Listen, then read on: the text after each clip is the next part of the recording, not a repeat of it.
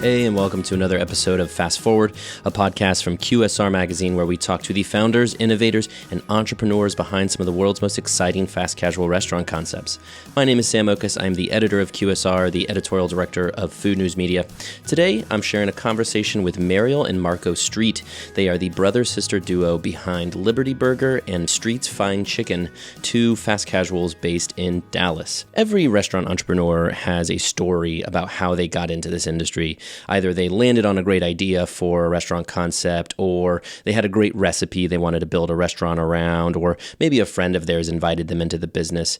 Mariel and Marco have a little bit of a different story. They grew up in a restaurant family. Their father is Gene Street, who is a pretty renowned restaurateur out of Dallas, who started the Black-Eyed Pea concept back in the 70s, grew it to a major chain before selling it in the 80s. He also had acquired a couple brands in the 90s, including Spaghetti Warehouse and El Chico, started several other restaurant concepts, a well-known restaurateur out of Dallas and across the country.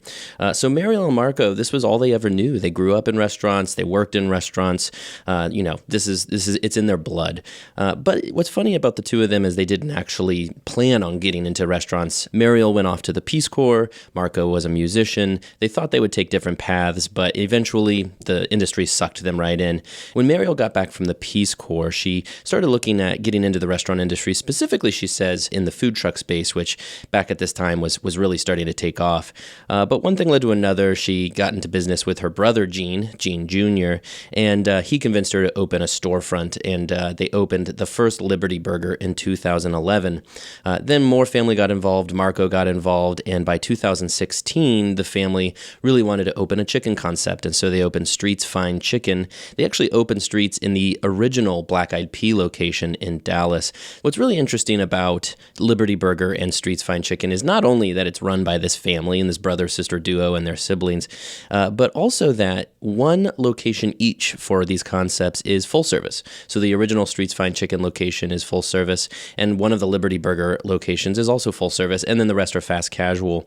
Mariel and Marco are both really interesting, creative people, and you can tell their passion for the restaurant industry is there, and they really like to build things, and that's what they are in the process of doing. Liberty Burger now has 6 locations. Street's Fine Chicken has 2 locations, and now Liberty Burger is franchising. They actually have 2 franchise locations, one in the Dallas area and one actually in Wyoming, and they're looking to continue building through franchising.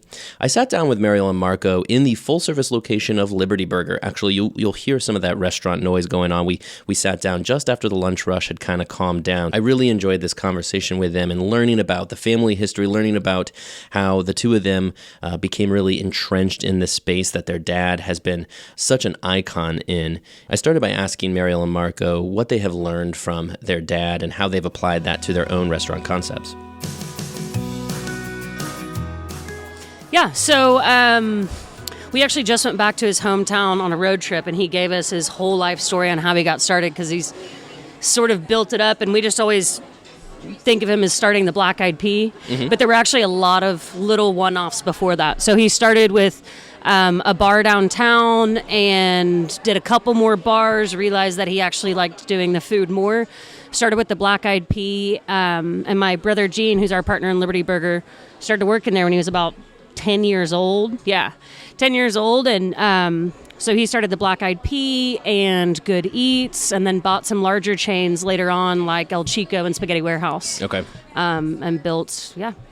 So you guys were born into the restaurant world. Almost born in a restaurant, I feel like. Yeah. Oh, literally? Like, no, I mean, yeah. It feels like there's a Our story earliest there. memories, I mean, for me, are in the back of a kitchen in a restaurant with Dad. Yeah. And pranking his friends, other restaurants. And, he used to send us into a restaurant and go up to the bar manager, who he knew, and have us tell them that he was our dad, and just watch the terror on the bartender's face of like, this isn't real, is it? And then how do I react to that? Yeah. And fun memories. And But stuff. yeah, as kids, we used to drive around, go to the restaurants, talk to the managers. I mean, that's been our childhood in the kitchen. It's a unique thing. I mean, you guys know the ins and outs of the restaurant exclusively. It's all you've ever known. So you must have started washing dishes or something at a very early age. I mean, were you guys working in the restaurants as teenagers? Yeah, I was a hostess at 14. Started there. You were a My waiter. first, before that, we had a little cabin in a place called Salado that my family spent a lot of their life. And my first experience in the restaurant was really making the little sour cream and cheese and guacamole plates for this little Tex-Mex restaurant he had there. And I loved it. I mean, I loved it. And worked every single position in the restaurant before I got out of high school, with the exception of management. You know, not a lot of 16-year-old restaurant managers, but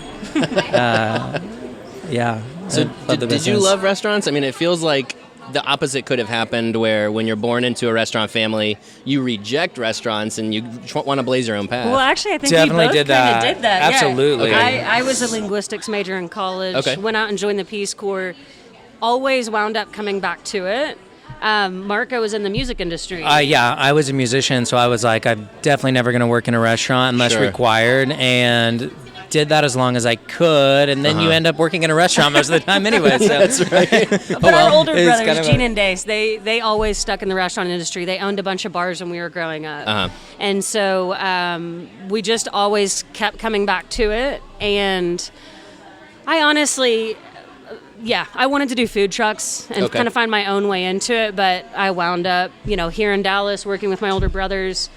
And I've really enjoyed it. Yeah. I'm glad I wound up where I did. Yeah. Was there an expectation from your dad for you guys to be in the restaurant industry? He begged us not to get into it. Yeah. He was like, y'all are crazy. Stay away from it. You got to work 364 days a year. Right. If you're lucky, you're closed on Christmas, and that's it. Yeah. And so I think at first, he all but paid us to stay out of it. Yeah. But it was too late. We were like, we're doing it with or without you. So Sure. we would love the guidance and support. And then when we started, we had to kind of take his keys away and lock him out because he was so obsessed with coming in and making sure we were doing it right. And but now he's great. He's a great source of wisdom and support. And, You must have learned so much. Oh yeah. Still do every day. I'm sure. Yeah. So then how do we get to Liberty Burger and Street's Fine Chicken? What was the impetus for these two brands and why they became sort of the projects you guys wanted to invest in? Starts with Liberty Burger. Yeah, so after I got back from the Peace Corps, the food truck thing had taken off, and it just seemed cool. I went up to Denver to an Airstream festival. Oh, yeah. And kind of started to learn how to make a food truck and be my own boss and sell some sliders. It sounded awesome. Sure. And but they cost money, and I needed some money, so I came asking Gene. Actually, right here, it was his bar. Came in, and he was like, "I haven't seen you in 2.5 years. I'm not giving you anything." And so I was like, "Oh man." But I kept going. Found a friend that designed the brand, logo, font, stuff like that. We drove up here. We pitched it to Gene on a poster board. And he was like, okay, you're onto something, but you're not doing it in Austin, and it's not a food truck. So he got me to move up here, and then Marco came in about 2 years later. Another brother jumped in. So, that's kind of piecemealed together. Sure. Really, the goal was one restaurant, and it was like from day one, line out the door. And then Gene was in the bar business, wanted to get out of it, so we converted this one to a Liberty Burger. It took off from the day we opened. Okay. So then a third one a year later, and a fourth one a year later, and Marco wanted to get out of the burgers and into chicken. Yeah, the chicken side of it was really a family project that was a very drawn-out process of R&D and trying to figure out what chicken as making a concept out of chicken meant. Our dad was at the time very obsessed and very convinced that the next thing we need to do as a family is chicken. So what does that mean? And I think over the course of 2 years was just cooking every kind of chicken in every way together and starting to build what became Street's Fine Chicken without really knowing where we were going with it. At some point we started looking for locations, and it came down to available time, and so that was me taking on the project. And at that time we were on our fourth Liberty Burger and had just started we're getting ready franchising for, a little bit. just started with the franchising. So and the burger segment's crowded. Yep. And it started to get really crowded at that point, and so we're like, okay. And we had where we opened Street's Fine Chicken was where our dad opened his very first Black-Eyed Pea. Oh, So it's kind of a lot of family history in the building. Uh-huh. And it wasn't available and became available very, very suddenly, and that really pushed things forward to get kind of a sign. to get Streets open. Yeah. Yeah, like let's get it open. That's how it evolved into kind of the full service version that it is Sure. today. And yeah. So what year was this? How long ago did you open Liberty Burger and then Liberty Street was Fried Chicken? 2011 in November, yeah. And then we did a store per year till 2014, and then did a franchise in 2015. Okay. And Chicken was 2016. 16, yeah. Opened Okay. 2016. So you mentioned that your dad kind of got into chicken and wanted to do that, but also then with burgers, like burgers and chicken, there's a lot of burger and chicken Yeah. joints out there. What about those two categories? Did you guys think you could maybe do something a little different? I think burgers for me, or why we were going back and forth between doing burgers and tacos. But I think burgers you can put, even though it's a crowded market, there's plenty of room. At that time there was, at least. We wanted to do a better burger in terms of the quality of product that we provided, but also a low price point. Okay. And then we wanted to be the neighborhood burger joint. We weren't looking for the hottest corner in Dallas to pop up. We were looking at, the communities that had strong, like, grassroots relationships, families, kids. And so that's what we did. I mean, at Forest Lane, we got between 3 different schools in a really good neighborhood, and we're their burger joint now. Uh-huh. And then with each location, we went out and we actually picked neighborhoods that we really liked that had the same values, and then went to look for a location Okay. rather than just saying we need 2,500 square feet at this rent. And we actually looked for the communities that we liked, and then focused in on where we could find a spot that fit. And did you drag him kicking and screaming into this project? Because if you started with Liberty Burger, like what? Because it was Mariel. No. You mentioned kind of wanting to do this. Marco, was it just like from the beginning you were really interested in that, or? I think he was about to get married, Okay. and he'd been doing the music stuff for a couple years, and I think, like, Gene and I were having so much fun doing burgers, and it was so exciting. Marco started coming in, and he was like, well, I'll start working in the kitchen. And so he started working. He's like, so I'm having a lot of fun. I want to join that. Gotcha. And so he helped us get that third and fourth Yeah. one opened, and then he really got obsessed with the culinary side of it. Just the creative process, Uh-huh. I think, with food is what I love and have loved about music and just performance arts and stuff like that, is just through the creative process, and seeing my siblings going through that was so inspiring, and I ended up just getting sucked into that. Like, I just wanted to have that kind of outlet and share in that experience and do something together, and just kind of the romance of that and the family business. And I think before, swearing off the industry was, it's easy to give up in music and to get discouraged, and I think it was always just my flag of rebellion, hanging on to some sort of rebellion, and I'm gonna go for broke and do this for the rest of my life. And fortunately, I still get to do it, but I also get to pay my bills now. That's And what's right. great, I mean, when he joined, we didn't really have what Marco brings to the table, which is a lot of like the menu design and a lot of like the brand assets. Because he has the musical background, he went to an art school. I'm much more analytical, and so he really brought a piece to the company that previously we'd been outsourcing. Okay. And when you outsource it, they're not as intimate with the brand as the creators of it are. And so the more he got involved, he just consumed that whole part of it. And I think our brand became stronger because we no longer had to outsource it to a company that was doing the same thing for 5 or 6 other brands. That Right. he really got to take it on and make it his, and became as intimate with Liberty Burger as we were that started it. Sure. So going back to the earlier part of this decade when you guys first got into this, that was, I think, fast casual's heyday. yeah. Was that encouraging? Like, when you decided to open the fast casual model, was that part of the reason why, or did you just feel like, specifically with Liberty Burger, a burger is best served in a counter service format? I mean, honestly, when we started, we didn't go in saying, oh, we're going to do fast casual. I think our goals were to make it super low key, not formal, easy, get in, get out. Yeah. Like not to make it a big production. It was supposed to be laid back, neighborhood burger joint where you could show up in your slippers if you had to, dragging a kid by the arm, Right. kind of thing. Yeah. And so Gene had always done full service, and he was hell bent on doing the fast casual, and that first location had always been full service restaurants, and so we had to do a little bit of rearranging and stuff, but it wasn't in the fast casual heyday. And so when we did this store at full service, we were kind of just exploring the brand and how it worked better. And we've wound up sticking with fast casual. Okay. I think at that time, also in the neighborhood, there wasn't a lot of fast casual options. I mean, you had places like the Corner Bakery, Sure. kind of these bigger, not dated brands, but well established and not a part of what was becoming, the Dallas food scene, I guess. Yeah. And now over there, I mean, you have the amount of fast casual restaurants within a stone's throw.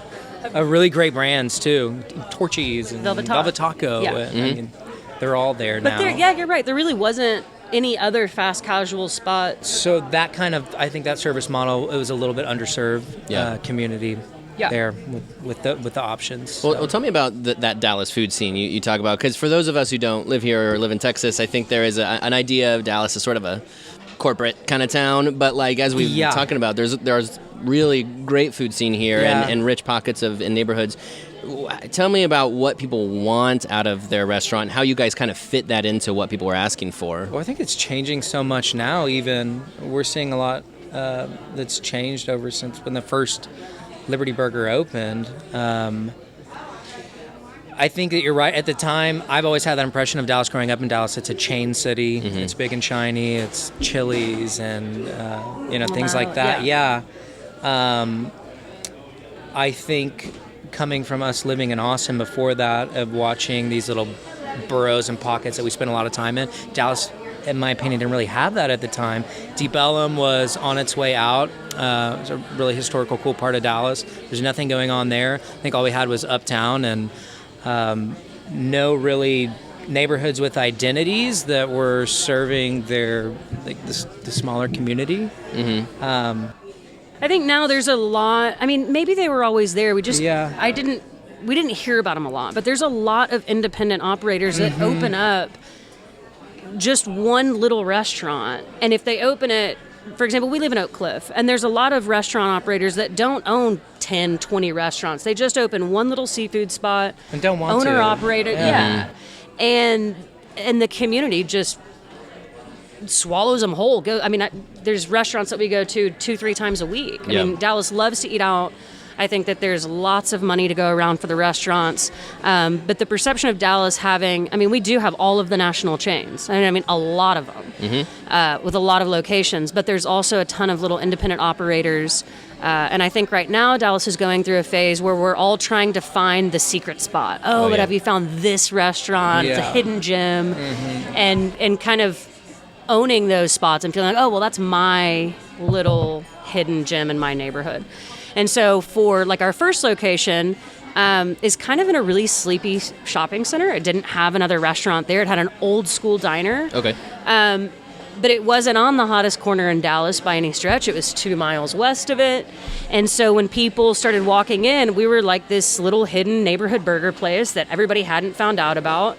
And I think that we kind of attached ourselves to that community vibe where we were. Yeah.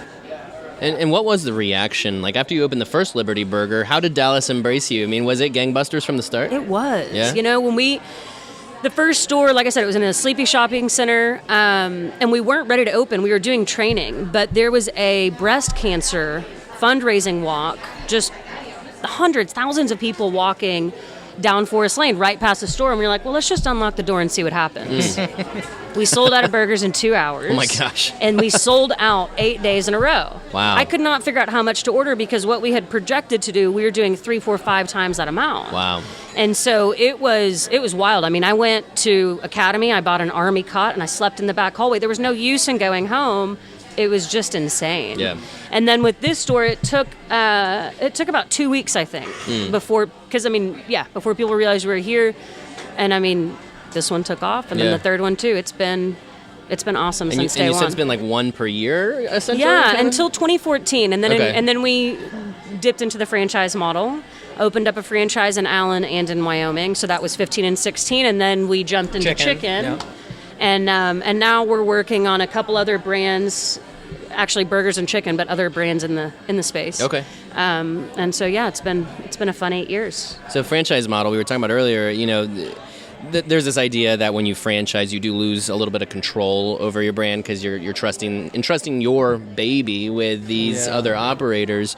But at the same time, franchising comes with, a lot of benefits as well. What was your approach to franchising in terms of why you chose to do it and how you picked the franchisees that you did? I think with franchising, we thought it was the easiest way to grow quickly. Mm-hmm. Other people were investing the money and taking the risk. We knew that we had a really good brand that was working really, really well. And so we figured if you follow it the way that we're doing it, you will also do well. And so we wanted to, the first 2 franchisees that we picked were just like us. Owner-operators. It was the families that were running them. And so in Wyoming, it's a father and his 3 daughters that do it. Up in Allen, it's a father and his daughter that do it. And so picking franchisees that could be as invested in the brand as we were was really kind of the first criteria. Like, did they understand what made Liberty Burger successful? It wasn't, just the great burger. It was the communities that we put ourselves in and how we associated with those communities, how we communicated to those communities, how we engaged with them. And so that's how we started out with franchising. Gotcha. Yeah. Okay, now going to Street's Fine Chicken. Chicken, obviously, when you think about the fast casual space, you think of chicken sandwiches, fried chicken, this kind of stuff. You're doing, obviously, a much more elevated version of that. Yeah. But why, I guess? Because I think some people have this impression of chicken being a chicken sandwich thing. Yeah. What are you able to do in like a full-service format especially? Well, I think it ties into Southern cuisine and our heritage and our family roots are in a Southern food, the Black-Eyed Pea.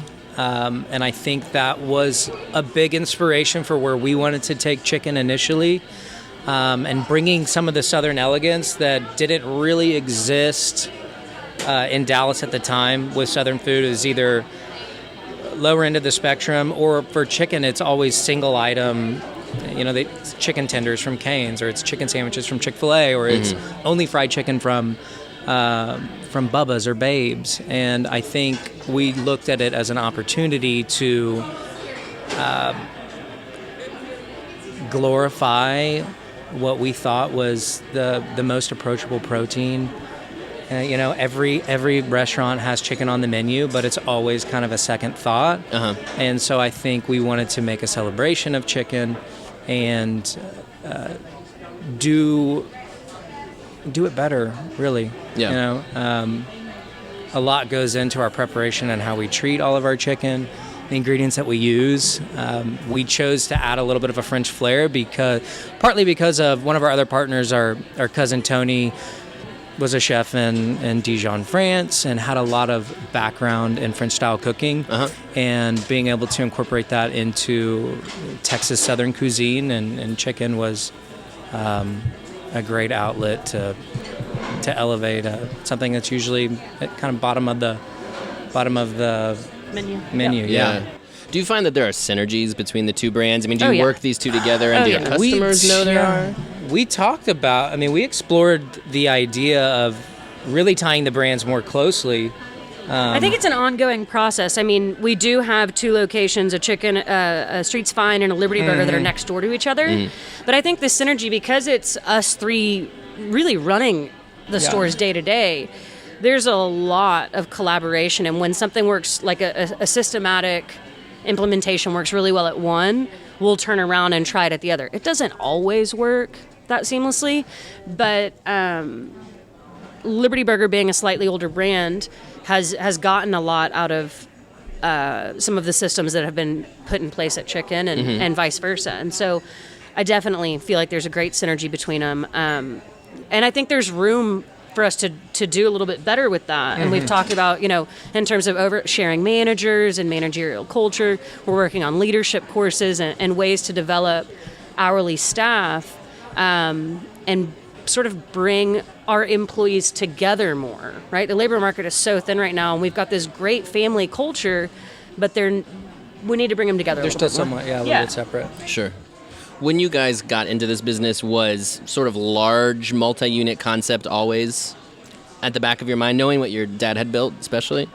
I mean, I think so. For Liberty Burger, I wasn't looking past the first store, but once we realized how well received it was, how successful it was by the second store, yes, we immediately jumped to, okay, let's do exactly what Dad did. That was our model for success in the restaurant industry. We were so close to it that seemed to be what we were that's what you're supposed to do when you have something like this. Yeah. Grow it, 40, 50 stores, sell it, start something else. And so I think over the years, that's kind of been adjusted as we realize, getting to where we are now with 6 Liberty Burgers and 2 chickens, this is a really good life. We have a lot of fun doing it. And franchising has been great. Our 2 franchisees are wonderful.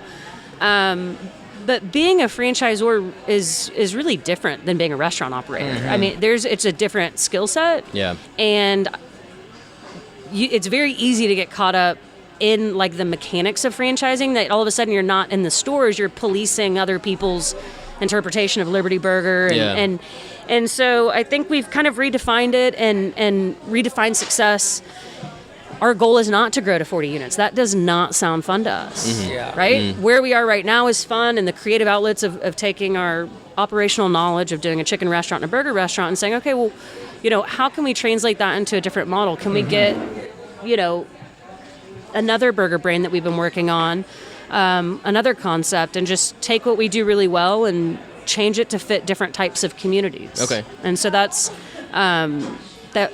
It wasn't the goal, and then it became the goal, and now we've kind of readjusted on what we like about the industry and what we have fun doing, which is, You like building the brand. And we like working. We do, right? You don't work when you have 50 stores. You're in an office, right. and that's why we're in the restaurant industry, is so we don't have to sit in an office. Yeah. And so, readjusted it back to sticking with the family. I mean, we work really well together, and so that's our goal. So you mentioned a couple times now possibly developing other brands. Yeah. And you mentioned even another burger brand. So some people might think, well, you have a burger brand. Why would you do that? Yeah. What is your mental process to thinking about developing another burger brand? Yeah, so I mean, Liberty Burger's in the better burger segment, and we've just kind of had, and it's kind of buttoned up. I mean, we're really neighborhood friendly. We're all about, the customer having the power. I mean, that's Liberty Burger. We've got 8 meats, 8 cheeses, 5 breads. Build your own. Give the customer all this power. And even though it's just burgers and fries, it is somewot complicated because there is such a variety in our menu. And so we kind of talk about going down the scale and just doing kind of how we talked about at P. Terry's, like a 3.2 patty, really simple, tiny footprint, that's a little bit grungier of a brand, I guess, like a little bit more freestyle, winging it, and a little less buttoned up. Liberty Burger's a little divey. A little divey. I mean, we know how to do burgers. We know how to do them really well. We've got great systems in place. So how can we kind of, Liberty Burger doesn't work in every single location. So how can we, some of these other markets that we want to get into, kind of the divey end. Divey end of chicken and divey end of burgers, actually. There you go. And some other things, but Being creative people, what will make you satisfied? Like, because for some people, it's they just constantly, like, you're entrepreneurs. You constantly want to create. Is there a point, though, that you're satisfied with what you've created? I'm there right now. Yeah, I am too. Like, I'm fine being the guy that has 1 or 2 great little spots and work in the neighborhood I live in and service the community I'm a part of, and I'm totally satisfied doing that. I think there are definitely restaurant people that go and they have so many amazing ideas that they're just cranking out concepts one after the other. I think we do it all ourselves, though. Again, so there's a built-in throttle there. I think you're right. It's like the happiness we get out of it is almost eternal. It's not something we look to achieve. Yeah. It's daily. I mean, this is it. It's just we're living the in dream. Yeah. If you never harmony, open another restaurant, like, I you've would got be what okay. you... Yeah, we're definitely still financially motivated, and I think, I would love. We have goals outside of creativity and just being happy. No, we have other restaurants we definitely want to open. I just think that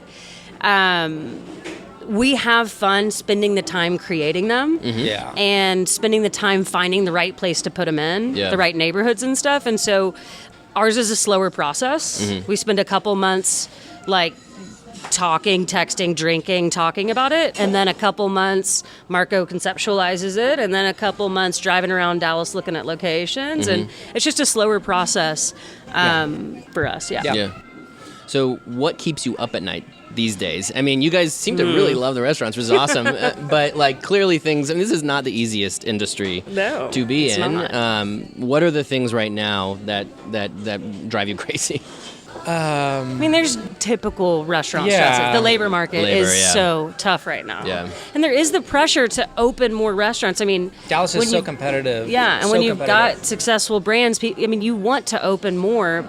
And I think right now it's restraining and recognizing that it's not the right time. Rents are too expensive. The marketplace is incredibly crowded. Just chill. Yeah. Slow down. You don't have to jump in every time something opens up. Slow down, develop the staff. So I think sometimes that, like the pressure and the desire to want to open more, and also deep down knowing it's not the right time, right? We open more, feed your ego, you know, be relevant, and you're right. I think you're totally right. That's it. And you know, all of the restaurant trends. It's so all the buzzwords. It's easy to get distracted by the new shiny trend and word, but to really just like keep reminding yourself, like, you're doing well, your restaurants are successful, your employees are happy. Yeah. You don't have to follow every shiny word. Yeah.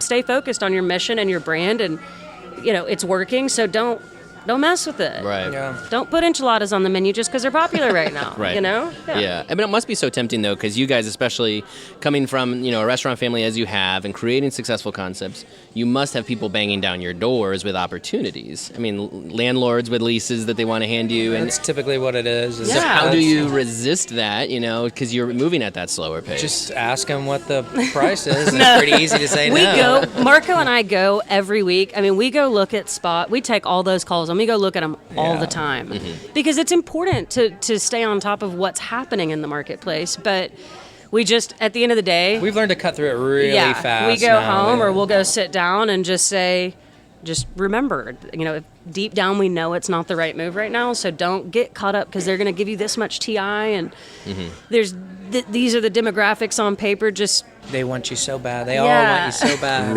Right. And, it's tempting, and I think that's probably our biggest challenge right now is just slowing down. Okay. Because a misstep in the restaurant industry is painful and expensive. Yeah. Oh yeah. Scary. So just slowing down. And if I get off, he'll keep me in check and I'll keep him in check. So we have a really good built-in. That's great to have. We live across the street from each other, we too. do. So it's like, I'm going to work. Why is your car here? Like we've been meeting in 30 minutes. You're in the driveway still. So, So you guys, you've mentioned Mariel a few times, sort of that sort of sleepy neighborhood vibe of Liberty Burger. Can you guys each describe sort of your ideal like Liberty Burger experience and Street's Fine Chicken experience that you're hoping to create? For Street's Fine Chicken, we're in a very vibrant, very diverse community, and that has become unintentionally such a part of who we are as a brand, and what we are is just like an environment and an experience, that finding communities like that in Dallas are few and far between. I think for Streets, we look for more of the up-and-coming neighborhoods that have neighborhoods that have traditionally supported either diverse social issues or artists, and just kind of the one-off up-and-coming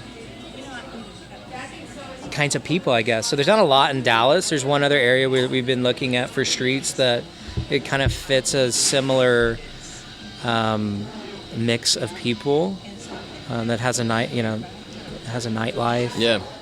That's fun and exciting. Whereas like Liberty Burger, we're more about we're family neighborhoods. Yeah. We're not really a family brand with Streets, I wouldn't say, but we're a fun place to be for the date or the family to go out for the weekend.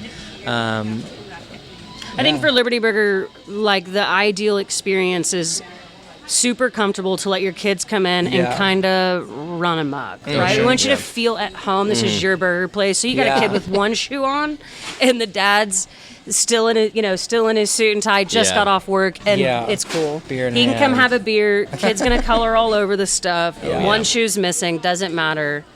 We're gonna take care of you. Can you move into my Just neighborhood? right? So I think that, and then also what I really like is that that I feel like really is a great example of who we are. Is we've got customers that have been coming for 8 years, and so there's 8 years old when they start, 12, 13 when they started coming to Liberty Burger. They've gone off to college. They come back in, and the day they get back to Dallas, we're the place they go to. That we're cool. that nostalgic. Yeah. I used to eat here when I was in middle school, high school, and so I think that's what we strive for, is to create that nostalgic, super low key, accepting of all of the little nuances of family and community life. Yeah. Last question for you guys, real quick. You guys have been doing this your whole lives. So this question's a little different for you than what I usually ask of people, but I usually ask folks, like, when they got in, knowing what they knew when they got into it, and now knowing what they know now, what is their advice to other entrepreneurs who want to get into this business? And you guys have a unique take on that, I imagine. For me, it's even on the creative side, is just knowing what you're good at and knowing when to get somebody else to do it. I try to wear so many hats sometimes, and have learned, where I can be the most efficient and most effective, and have the most output of creativity or progress. So I would say knowing when to hire somebody else to do it. Yeah. And so you can focus on what you're best at. It's good. I think that's a good one. I think also do your homework. If you're going to get in the restaurant industry and you're going to open a place, be confident in what you're doing and stay focused on it, because it is really easy to get distracted with everything that's going on. It changes so frequently, and that you've got to be adaptable, but you got to stay focused on what you came in to do, and to stay on track, stay on that mission, and don't be distracted by every trend that jumps up. Yeah. That's good. Mariel and Marco, thanks for your time today. I really appreciate it. Thank you. Thanks. There you go. That's my conversation with Mariel and Marco Street, the partners behind Liberty Burger and Street's Fine Chicken. As always, go to QSRmagazine.com for all the news and insights you need on the QSR and fast casual restaurant industries. Go to QSRmagazine.com/podcast for the full Fast Forward archive, or of course, go subscribe wherever you are listening to this podcast. Would love your feedback. Please either leave it on the podcast service, rate the podcast, or email me, sam@QSRmagazine.com. Would love to hear from you who you think would be a good subject for this podcast. That's all for today. We'll talk to you again next time.